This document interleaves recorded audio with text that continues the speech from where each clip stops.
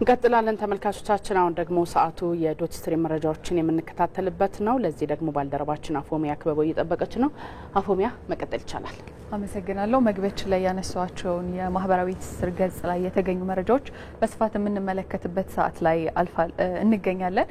ወደ ቀዳሚው መረጃ አልፋለሁ። ቀዳሚ መረጃ በትላንትናው ዕለት የለውጡን 7ኛ ዓመት ምክንያት በማድረግ በሀገራችን በተለያዩ አካባቢዎች ላይ የድጋፍ ሰልፍ ተካሂዷል። እንደሚታወቀው መጋቢት 24 2010 ሀገራችን ያገኘችውን ለውጥ ተከትሎ በርካታ የሆኑ ውጤቶች መመዝገባቸው ይታወሳል። በተለይም ግን በዋናነት ለውጡ የሀገራችንን ብሎም ደግሞ የአፍሪካን የፖለቲካ እይታ ላይ የነበረውን ብዥታ ያጠራ ማለት የሚቻል ነው ማለት ነው። ይህንን ታሳቢ በማድረግ ነው የድጋፍ ሰልፉ የተካሄደው። ከዚህ ቀደም የነበሩት የስልጣን ርክክቦች በግጭት፣ በጦርነት፣ በመፈንቅለ መንግስትና በተለያዩ ይህን መሰል በሆኑ ተግባራት የሚደረጉ ነበሩ። ሆኖም ግን ከ7 ዓመታት በፊት እንግዲህ በሰላማዊ በሆነ መልኩ በርክክብ የተደረገው ለውጥ አሁን ላይ ሀገራችን ያላትን ገጽታ እንድታገኝ ያስቻለ ሆኗል። በዚህም እንግዲህ የተለያዩ የመዋቅርና የኢኮኖሚ ሪፎርሞችን በማስኬድ በርከት ያሉ መልከ ብዙ ውጤቶች እንዲመዘገቡ ሆኗል። በዚህም በተለያዩ ዘርፎች ላይ ያሉ አመራሮችም በዘርፎቻቸው ላይ ያስመዘገቧቸውን ውጤቶችና ያደረጓቸውን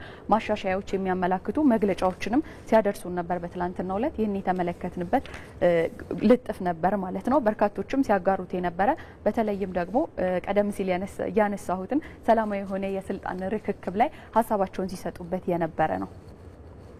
ሌላኛው መጋቢት 24 እንግዲህ አንድ ብቻ ሳይሆን ድርብ እውነቶችን የምናስብበት እለት መሆኑ ይታወቃል።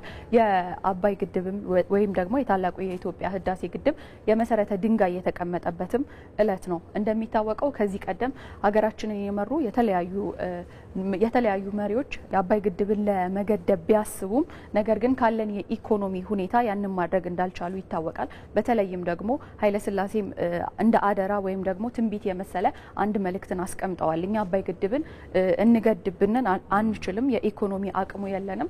ሌሎች ሀገራትንም ደግሞ እርዳታ ወይም የፋይናንስ እገዛን ብንጠይቅ ከግብጽ ጋር ያላቸው ዲፕሎማሲ እንዳይሻክር በማሰብ ድጋፉን አያረጉልንም። መጪው ትውልድ ግን ለምኖ ሳይሆን ተበድሮ ሳይሆን በራሱ አቅም ይገነባዋል ሲሉ ሀሳባቸውን አስቀምጠው ነበረ።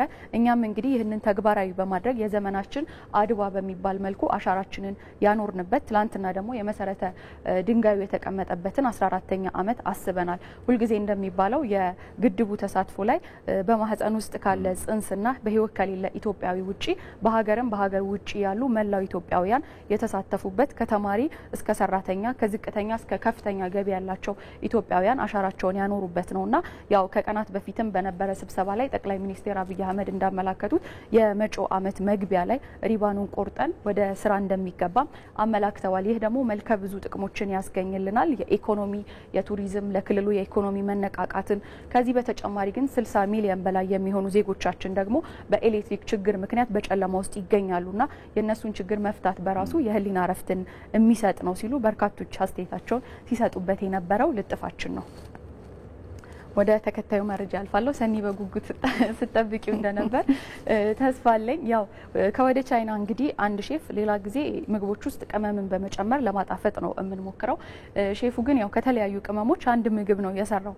ይህ ምግብ ደግሞ በተለይም ውፍረት ለመቀነስ የሚያስችል ሆኗል። በዚህም በቀን ውስጥ እንግዲህ ከ100 በላይ የሚሆኑ ተመጋቢዎች ያንን ምግብ በመፈለግ ወደ ሬስቶራንቱ እያመሩ ይገኛሉ። ከዛ ቁጥር መካከል 75% በላይ የሚሆኑት ደግሞ ሴቶች ናቸው።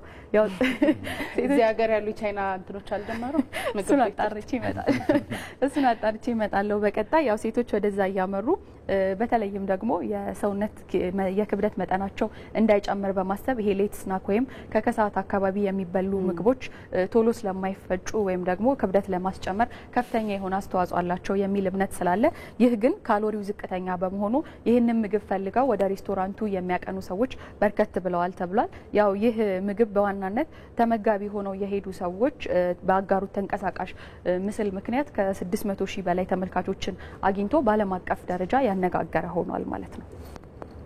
ተከታዩ መረጃችን ወደ አሜሪካ ይወስደናል። ከቀናት በፊት እንግዲህ አሜሪካ ስትፈልገው የነበረውን የቲክቶክ ባለድርሻነት ልታገኝ ነው ስንል ነበረ።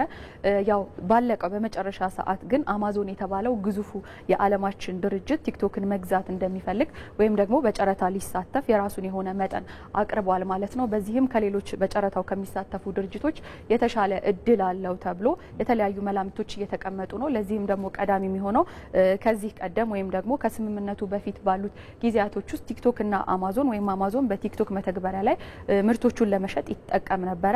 በዚህም እንግዲህ ቲክቶክ አማዞንን ይመርጣሉ የሚል መላምት እየተቀመጠ ነው። ሆኖም ግን ከነገ በስቲያ በምናቀው ውጤት ላይ የባይት ዳንስ መቀመጫውን በቻይና ያደረገው ድርጅት ሙሉ በሙሉ ቲክቶክን ለአሜሪካ ያስረክባታል የሚለው አጠያያቂ የሆነ ጉዳይ ነው። ከዚህ ጋር ተያይዞ ግን ትራምፕ ደግሞ አጓጊ የሆነ እድልንም አቅርበዋል። በትክክል ይህ መተግበሪያ ለአሜሪካ ባለሀብቶች የሚሸጥ ከሆነ የታሪፍ ቅነሳን አደርጋለሁ ብለዋል። ቻይና ላይ የጣሉባት ከፍተኛ የሆነ የታሪፍ መጠን አለና እሱ ላይ ማሻሻያ አደርጋለሁ ሲሉ እንግዲህ መሸጡን የሚያበረታታ ሀሳባቸውን ሰንዝረዋል ማለት ነው። ይህም አንድ የተመለከት ነው። ሌላኛው መረጃችን ነው። ወደ መቋጫው መረጃ አልፋለሁ። ሌላው ትላንት የተጋራ ነው መረጃ የቫል ኪልመር ህልፈተ ህይወት ነው። ይህ እንግዲህ በተለይም በቶፕ ጋንና በባትማን ላይ ባሳየው እውቅ የሆነ ችሎታ ብዙዎችን ባለም አቀፍ ደረጃ ብዙ አድናቂዎችን ያተረፈ ሰው ነው። ይህ ሰው በ65 ዓመቱ በሳምባ ምች ምክንያት ከዚህ ዓለም በሞት መለየቱ ይታወቃል። እንደ አውሮፓውያን አቆጣጠር በ1986 እና በ1995 ላይ በተወናቸው ፊልሞች ላይ በተለይም ደግሞ ፊልሞቹ በመጀመሪያነት ከማዝናናት ባሻገር ገቢ ለማስገኘት አልመው የተነሱ እቅዳቸውን እንዲያሳኩ በማድረግ ከ260 ሚሊዮን ዶላር በላይ ገቢ እንዲያስገኙ ያስቻለ እውቅ ተዋናይ መሆኑ ይታወቃል። በትላንትናው ዕለት ህልፈተ ህይወቱን ተጋርተናል ማለት ነው። መረጃዎቼ እነዚህን ይመስሉ ነበር። እናመሰግናለን አፎሚያ።